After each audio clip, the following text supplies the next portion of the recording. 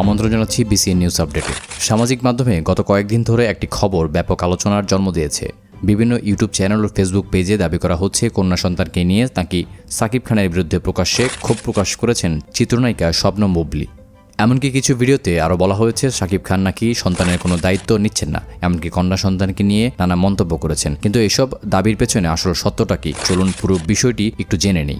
সম্প্রতি বুবলীর একটি সাক্ষাৎকারে কিছু অংশ সামাজিক মাধ্যমে ভাইরাল হয়েছে। সেই ভিডিওতে তিনি বলেছেন, সন্তানের মাকে সম্মান করি। এই ধরনের কথা শুধু বললেই হয় না, সম্মান কাজের মাধ্যমে প্রকাশ করতে হয়।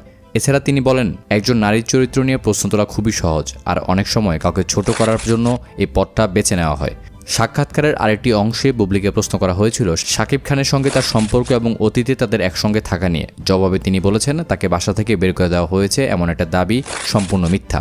অনেকেই দাবিটা বলছেন, বরং তিনি জানিয়েছেন যখনই তিনি সেখানে গিয়েছেন সম্মান পেয়েছেন। এই বক্তব্যে বর্তমানে বিভিন্ন জায়গায় ভিন্ন ভিন্নভাবে উপস্থাপন করা হচ্ছে।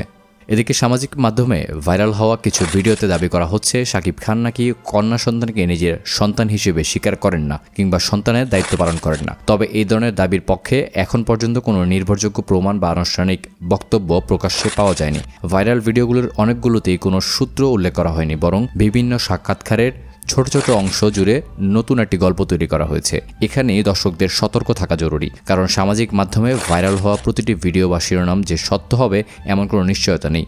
অন্যদিকে বুবলীর সাম্প্রতিক বক্তব্য থেকে এটা বোঝা যায় যে তিনি সম্মান, ব্যক্তিগত সম্পর্ক এবং একজন নারীর মর্যাদা নিয়ে নিজের অনুভূতির কথা বলেছেন। কিন্তু ভাইরাল ভিডিওগুলোর মতো করে তিনি সরাসরি এমন কোনো মন্তব্য করেছেন কিনা যেখানে নিশ্চিতভাবে বলা যায় সাকিব খান কন্যা সন্তানকে অস্বীকার করেছেন, এমন তথ্য এখন পর্যন্ত প্রকাশ্যে নিশ্চিতভাবে পাওয়া যায়নি। তাই এই মুহূর্তে সবচেয়ে গুরুত্বপূর্ণ বিষয় হলো ভাইরাল শিরোনাম দেখে কোনো সিদ্ধান্তে পৌঁছে না যাওয়া।